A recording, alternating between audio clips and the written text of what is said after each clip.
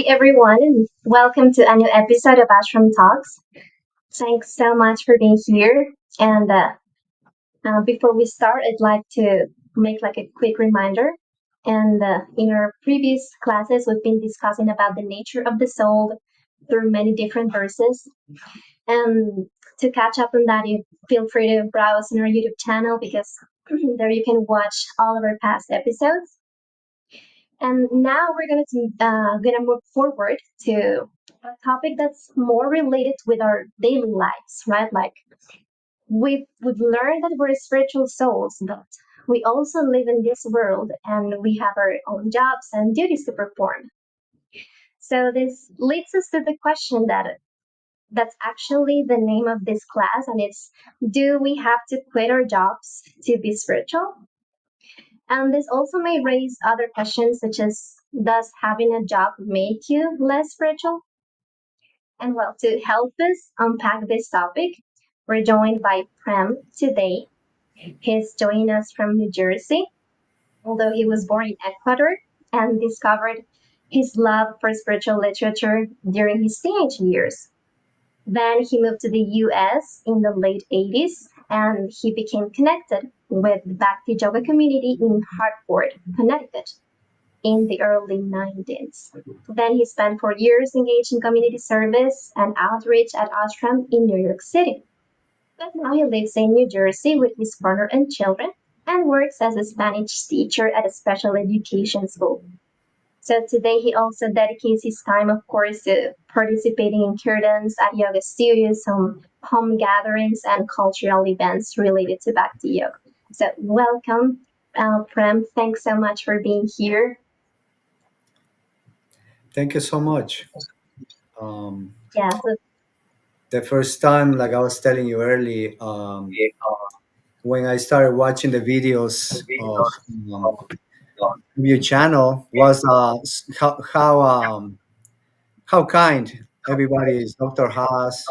I have his book written. I have read part of it, and he always comes with a big smile and like almost like feels like like a brother. And so that made me feel a little bit easier for me coming over here. of course, And and it's we're really happy to have you here as well. beg me pardon. Yes, we're really happy to have you here as well. So Thank you so yes. much. Okay, I think And that without further introduction, we can dive into the topic today. The stage is all yours. thank you. So last time I was at Radisham's house, some of you might know, they invited me after many years to catch up with things that to see how we're doing, and we used to be friends. I used to live with them in the 90s. So we were doing some kirtan and we were cooking some prasad, and it was summertime. They have like a little temple in the back of their house on top of the garage. And after we were singing for a while, I was thinking we should talk about something. And it was like I think it was Hanuman's appearance day. So then I say, well, let's talk about it. So I moved to like Baravyasa-san, and I wanted to talk and I couldn't say anything. I was like blanked out. So then I remember, oh my gosh, I didn't even say the prayer, right? You have to ask for auspicious. So that's what I would like to do before starting, right? So before starting any spiritual literature, you have to create an atmosphere of auspiciousness. So I'm going to start now. Om Ajnana Timirandasya Gyananjana Shalakaya Chakshurumilitam Yena Tasmai Shri Gurave Namaha. Namam Vishnu Padaya Krishna Pristaya Bhutale Shimate Ramapa Swami Niti Namine. Namam Vishnu Padaya Krishna Pristaya Bhutale Srimate Bhakti Vedante Swami Niti Namine. Vancha Kalpataruyascha Kripa Sindhu Vacha Patitanam Pavanevyo Vaishnavevyo Namo Namaha. The other day I was listening to a lecture by a senior disciple, and he was saying the Bhagavad Gita is not a academic book. You depend on mercy. Just want to make sure I have a timer over here. So yeah, so we are starting the Bhagavad Gita over here. I remember when I started reading the Gita, I spent the years on the second chapter. I couldn't cross it. I didn't come from an academic background like some of the great personalities here. I was kind of like a kid running in the street all the time. And later on, when I discovered the Bhagavad Gita, and something still it was so hard to read it. But then when I came to the United States in 1989, I was spending some time working and trying to, yeah, like everybody says, let's save some money and then you go back to your country. That's the story of the immigrants, right? Let's save a little money and then you go and open some business. Or even if you are not a businessman, you open some business in your country and then you can be happy. But it never happens because you get entangled. So then when I joined the temple, I started like listening to a lot of the bodies and developing the taste. So so it took me a long time for the Bhagavad Gita. Took me a long time to cross the second chapter because it was long, 60 chapters, 60 texts, and uh, so it was like a stumbling block. It was sweet too. In the beginning of the Bhagavad Gita, the first chapter is called the Yoga of Lamentation, Vishara Yoga. In Arjuna, the disciple of the Lord and friend, didn't want to perform his duty. He wanted to avoid. Oh, I don't want to fight with my cousins and brothers. I would rather go to the forest. And so many arguments he gave. He was going to the like Dr. Haas said, the night time of the soul, something like that. And and like we always try to like win the argument with our minds. We're like, oh yeah, we can do it. I can do it. I can manipulate this and that. So Arjuna was like, the women are gonna be unprotected. We're gonna go to hell because we're gonna destroy the generations, and so many other arguments. But he still was depressed. Finally, he realized that and he surrendered to the Lord. And then Krishna told him, like, we are eternal in chapter 12, text 12, chapter 2:12. We are eternal. These kings are eternal. You are eternal. So he start taking Arjuna out of that suffering. And then he says, you have to tolerate the heat and cold, honor and dishonor. And after that, in the chapter 20, maybe before that, he starts talking about the soul. You are not the body, you are the soul. And the soul is eternal, immutable. And such a nice instructions. But it seemed that Arjuna was still like, okay, I am a soul now. So what's next? So we are coming here to text 12. It says, all descendant of Bharat, he who dwells in the body can never be slain. Therefore, you need not grieve for any other living being. And then we're going to start the chapters of you have to perform your duty. You cannot hide. Sankhya Yoga, yeah, the constitution of the soul. Thank you. I had to look at it. I was like, because in Prabhupada's Bhagavad Gita, it's called Contents of the Gita Summarized. So I would like to read chapter 31. I'm going to skip the Sanskrit because of time and I'm not the best. So it says, considering your specific duty as a Kshatriya, you should know that there is no better engagement for you than fighting on religious principles. And so there is no need for hesitation. I'm going to read the purport. Out of the four orders of social administration, the second order for the matter of good administration is called Kshatriya. Ksat means to hurt. One who gives protection from harm is called a Kshatriya, and the word Trayate, to give protection. The Kshatriyas are trained for killing in the forest. A Kshatriya will go into the forest and challenge a tiger face to face and fight with the tiger with his sword. When the tiger was killed, it will be offered the royal order of cremation. The system has been followed even up to the present day by the Kshatriya kings of Jaipur state. The Kshatriyas are specially trained for challenging and killing because religious violence is sometimes a necessary factor. Therefore, Kshatriyas are never meant for accepting directly the order of sannyas or renunciation. Nonviolence in politics may be a diplomacy, but it is never a fact or principle. In the religious law books, it is stated, I'm going to skip the Sanskrit. In the battlefield, a king or Kshatriya, while fighting another king envious of him, is eligible for achieving the heavenly planets after death, as the Brahmanas also attain the heavenly planets by sacrificing animals in the sacrificial fire. Therefore, killing on the battlefield on religious principles and killing animals in the sacrificial fire are not at all considered to be acts of violence because everyone is benefited by the religious principles involved. The animal sacrifice gets a human life immediately without undergoing the gradual evolutionary process from one form to another.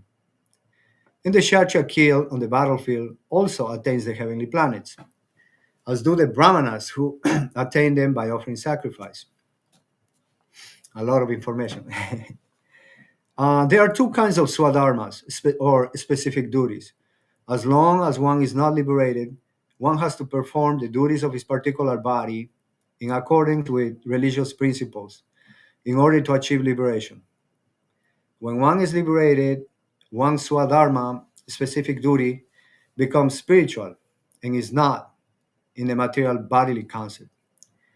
In the bodily concept of life, there are specific duties for the Brahmana and Kshatriyas, respectively, and such duties are unavoidable. Swadharma is ordained by the Lord, and this will be clarified in the fourth chapter. On the bodily plane, Swadharma is called Varnashram Dharma, a man's stepping stone for spiritual understanding. Human civilization begins from the stage of Varnashram Dharma, or specific duties in terms of the specific modes of nature of the body obtained. Discharging one's specific duties in any field of action in accordance to the orders of higher authorities serves one to elevate one to the higher status of life. So I was talking to you in the introduction that I just gonna go and cover certain topics. There's like seven verses that I have to cover, but I don't know if in half an hour how much I'll be able to cover. So one specific thing is out of these that jump into my mind was like, if before being in the Varnashram Dharma, you're not even a human. And so the Varnashram are eight, four spiritual duties and four material duties, right? So the Varna is the brahmachari. No, the Varna is like the Brahmana, Kshatriya, Vaishya, and Sudra. So those are jobs. And the ashram is brahmachari, grihasta, vanaprastha, and sannyas. It's interesting here that say that for a kshatriya, it is not recommended to take the renounced order of life because they're opulent and they are like in politics. Arjuna was born into a family of into royalty, so their job was to protect the inhabitants. And yeah, so his argument was like, "Oh, Krishna, I don't want to fight with my relatives, but Krishna is like, you're a kshatriya. You have to protect. If you go to the forest, you're gonna be thinking, oh, Duryodhana." Can you put it? I have my little dog back here. I'm telling my kid to put it away. I'm sorry. Yeah, put it away. So, so if Arjuna decides to hide and become a rhinoceros, he's gonna be faking it. So it's better to be who you are. And also, even after these days when Prabhupada was writing, well, I'm reading the Prabhupada's book, right? When Srila Prabhupada was reading this book, he's mentioning even the Kshatriyas nowadays in Jaipur are practiced by slaughtering a tiger. Can you imagine that intensity? Like, like I was watching this documentary about wolves the other day, and just the wolves are like so intense. Imagine a tiger, and you have to face it, and then you pass the test. So Arjuna was even such a powerful personality was having a hard time with with trying to perform his duty. What to speak of us, right? That we were born out of the Varnashram Dharma, we were born out of Bharatavumi, India. So we are nobody. But Arjuna actually is a pure devotee of the Lord, but he was put into illusion so that we can benefit from his experience. The verse is breaking down that the word shat means to hurt, and trayate means to protect. So one who protects from hurt is called a kshatriya. It's mentioned here also that for a kshatriya, that's the best thing that can happen to a kshatriya.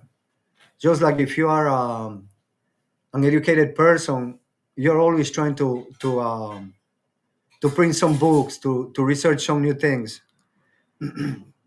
Or if you're a business person, you're always looking for opportunities to make some money, right?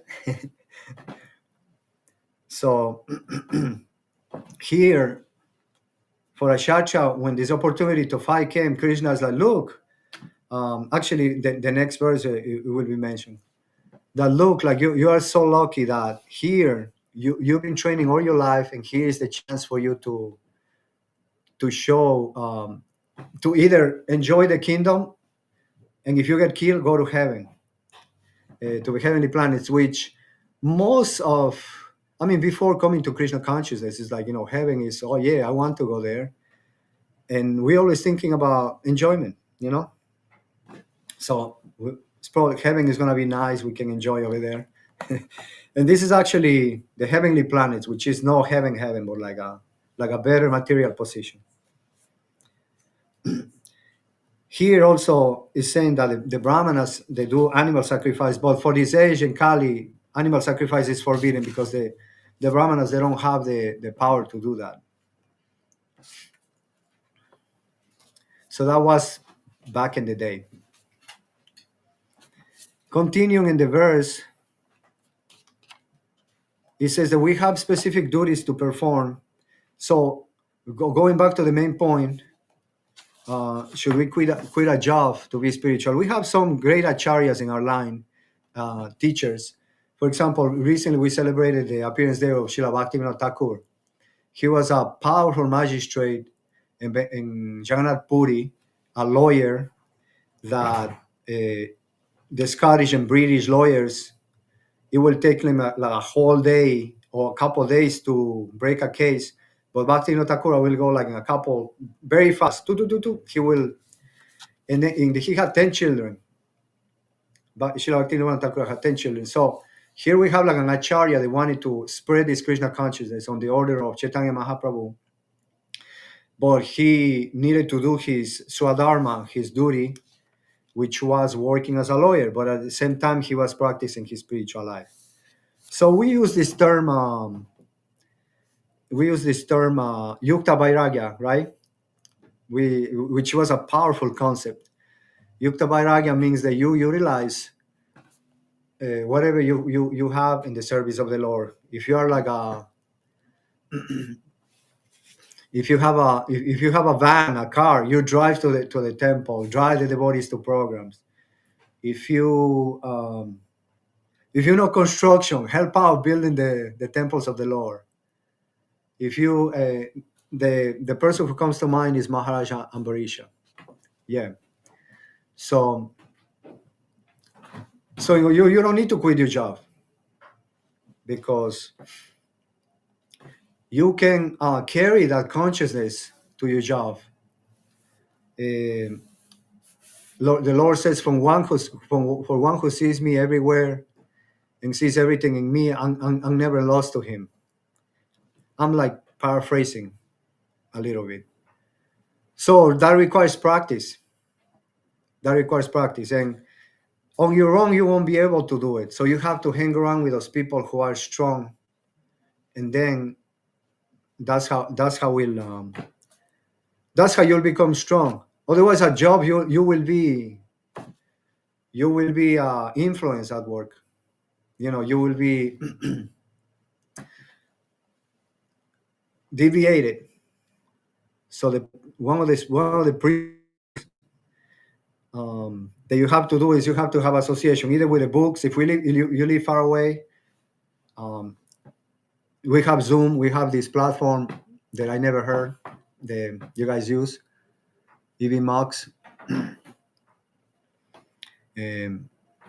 Like, for example, I'm gonna give an example of myself, right? So I was living in the temple, like kind of like as a monk, like a young guy there. And then, I decided I don't think I'm gonna do this for the rest of my life. So I, got married, but it was like a trauma. It's like, oh my gosh, now I have to go and associate with the people who are no material. But you have to keep a moment in the day where you charge your batteries. Either for the grihasta, it's recommended to have deities at home, right? Even if you don't follow this path, let's say you're following the Bible, you read a holy book, in the morning or in the night, and then you go to work. And people will notice you that you don't engage in gossip. You will have some spiritual qualities. So people won't be kidding with you, like talking like super mundane talks. They'll respect you because they know that you are different, and that comes by being in contact with the books, by being in contact with the devotees, with the spiritual people. There's other examples also. The Maharaj Prataparudra, who was a king in Orissa, in Jagannath Puri. I can imagine the duties that he had to do, talk to people, kind of like a guru, right? You have to counsel people and send people to jail, but still he was conscious, even as a king. Now our politicians, it's impossible for them to do that. And the job of the Shachas was to protect people, in another place in the Bhagavad Gita, protect them from lust. He says, I don't remember where he says that, but so you don't have to quit your job. In conclusion, you don't gonna work in the slaughterhouse, like something that is very awful, that creates unnecessary violence. So some of those jobs you will have, in order to progress in spiritual life, you have to leave. I remember I was working as a busboy when I was going to the temple, and one of the devotees is like, "What do you do?" I'm a busboy, like a bartender. And He said, you have to quit that job right away because you're carrying meat and everything. And I said, well, okay. Um, so there is, fortunately, as human beings, we can create our destiny to a certain extent. We have a little free will. So you have to find those people who are more advanced than you and get advice from them. So they will see us better than we see ourselves. Just like we have our children, right? We know how they. I have two kids, so I know their natures. I know, what triggers them, what they like, what they don't like. So those are some of the things we have to be conscious of. In this Varnashram Dharma, somebody might say, "Oh, that's for India." We know we are no. We live over here, but we see here that we are mixed. We have mixture of everything, right? We have the intellectuals, but then yeah. So there's the three modes, right? Goodness, passion, and ignorance. So each person is in one of these modes. So the intellectual class, the brahmanas, they are into the mode of goodness. Then the kshatriyas are into the passion in passion. Then the vaishyas are in also passion and ignorance, and the etc. So we are here. We see some people who are very intellectual, but they are doing things that don't seem to be so smart. Like drinking and gambling and things that are detrimental for your nature.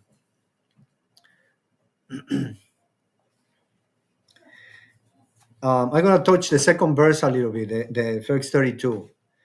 It mentions there that, oh, thank you. Oh, Partha, happy are the Kshatriyas to whom such fighting opportunities come unsought, opening for them the doors of the heavenly planets. It's like, somebody's a materialistic person. It's like, the lottery. Let me get it. So Krishna is telling Arjuna, look, you just won the lottery. You can go to heaven by doing this. Just because Arjuna was in such a low condition, depressed, and sad here. And then we says, if the next one, 33. If, however, you do not perform your religious duty of fighting, then you will certainly incur in sins for neglecting your duties and lose your reputation as a fighter. So if you don't engage yourself in the service in the nature that you have, then it's sinful. Yeah, because and also how you gonna keep your body alive, right? If you don't do anything, your muscles are gonna become atrophy. So and interesting how the Lord is calling addressing Arjuna as Partha or son of Kunti. It's like, look at those names that you have. These are like a very powerful, like almost like, look, you're Partha. You're son of Kunti. Kunti is my aunt, and you should represent. You belong to royalty. 34. People will always speak of your infamy, and for a respectable person, dishonor is worse than death. So for the rest of your life, they're gonna be, um, they're gonna see you. You were fake. You are not. We thought that you were like a valiant guy, like a warrior, but actually, you were afraid to go. They said like all those warriors are gonna think that you're just a coward. You're scared. They're not gonna think that that you quit because of compassion. And yeah, so I can stop here to see if there's any questions, just to keep with the schedule. I apologize. I jump all over the place. I don't remember the last time that I gave a lecture. I've been doing kirtan all the time, and but my muscle is a little bit. That's okay, Prem. Thanks so much. And there aren't any questions, but I'd like to say, okay, that For me, exploring this topic of nature and the art of performing your own duty is crucial to approach spiritual life in a proper way. Because in my own experience, I used to think that to continue with my responsibilities and everything as I had been doing before, getting in contact with the spiritual life was kind of a waste of time, and that it would just hold me back from my spiritual practice. But it actually, if you try to approach spiritual life without stepping on your own duties, it's gonna create like some chaos, because we still live in this world and we still have to perform our duties. So you said for me two really important things, and these were like it's better to be who you are, okay, and then also the concept of Yukta Vairagya, which you mentioned, is this idea of using everything you have for the purpose of serving the divine. So I'd like to ask you, like, how can we raise awareness of what our own nature is in this world? Especially because you mentioned that nowadays we don't have like this structured society where you can tell, well, this is, well, we have like tendencies, but it's not like, okay, I can say I'm only intellectual, and yeah, that's how I'm going to conduct my life. So how do we know, or how can we be more aware of our nature, especially to avoid these wrong concepts such as to be spiritual is just you have to sit and meditate, no more. So whatever I do that's not that, it's not spiritual. Thank you for a wonderful question. A couple things came to mind when you touched those points. One was that in my experience living as a brahmachari, I'm like Prabhupada is like my grandfather. You know, like Prabhupada came in the '60s. I was born in the late '60s, 1968 to be. So I'm like so one generation, the next, so two generations away. So the movement is so new, and you know, in the beginning we tend to be a little bit fanatics in every path. We're like, okay, yeah, I'm gonna like more Catholics than the Romans. You heard that expression? You are more Catholic than the Romans. You know, like you want to be more serious. So there was a Okay, lot okay. of. I think they wanted to keep the brahmachari from going and getting married. So they preach to you that no, like, you don't want to be a sudra. If you go over there, you're gonna be a sudra and this and that. And you're like, oh yeah, maybe I could come out. I should, you know, and you believe because the movement was young and we were static, you know, we're young. And so what? Going back to your question, I've seen like people from India here. Back in the day, everybody was an engineer. What do you do for living? Engineer. What do you do for living? Engineer. Engineer. Then when the computers came, they became computer science. Everybody. Okay. Now I see they're becoming real estate agents. So sometimes you have to follow the money because you're a great husband. You have to pay bills. You have to do whatever you have to do. Like I was telling you, like I teach Spanish, right? But on August, I was doing construction work, handyman. Like you know, a deck. A friend of mine, the deck was rotten. I have a house, so when you have a house, you have to learn how to fix it.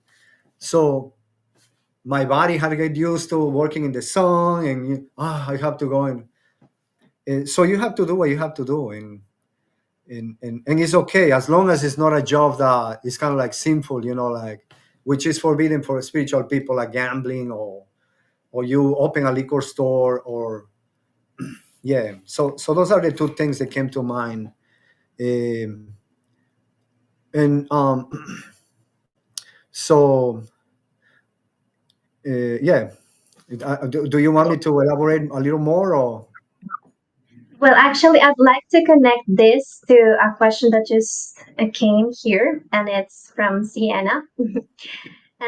She says, how can we apply Varnashram Dharma to our modern society or context? Oh, Like you said, like maybe people think, oh, that's from India, but how can we, connect both? well, the thing is like, the thing is like, later on it will be mentioned that Varna Dharma is created by the Lord. Is so.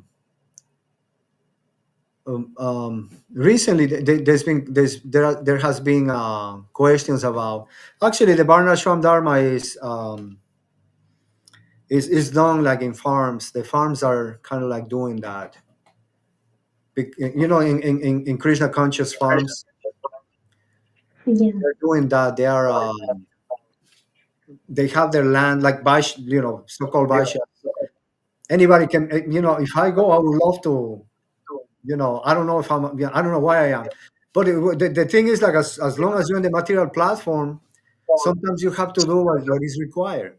You know, it's like if you have some kids, oh, I don't want to be a dad. No, you have to change diapers. You got to go to work. You have so.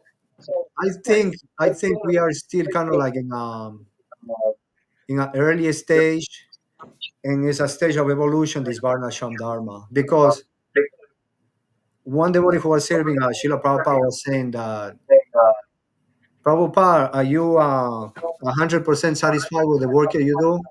Prabhupada was very ill at that time, and he said, yes, I'm completely satisfied. And then he paused and he said, actually, no, I'm not satisfied. 50% of my job hasn't been done. Well, what is it, Prabhupada?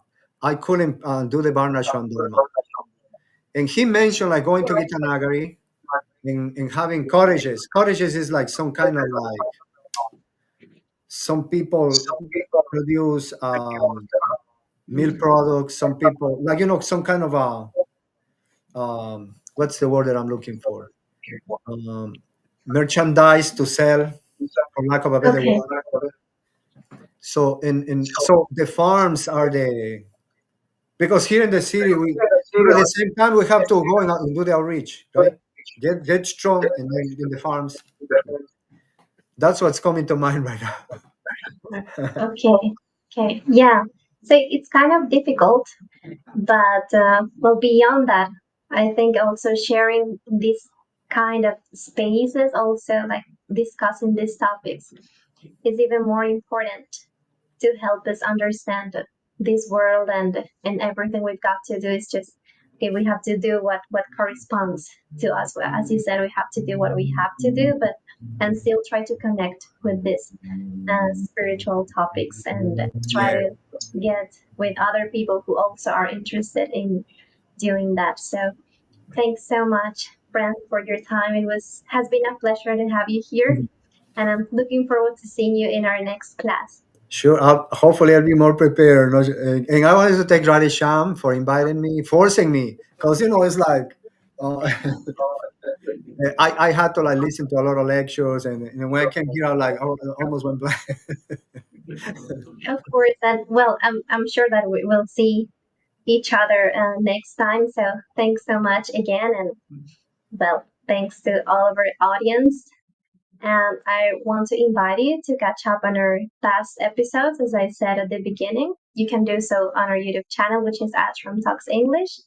And of course, follow us on our Instagram account, which is Ashram Talks END. Also, don't forget that our live sessions are every Monday at 7:30 p.m. EST and Thursday at 8 a.m. same Eastern Standard Time. Okay, so thanks everyone. Hope to see you in our next class on Thursday. Have a great rest of your day, wherever you may be.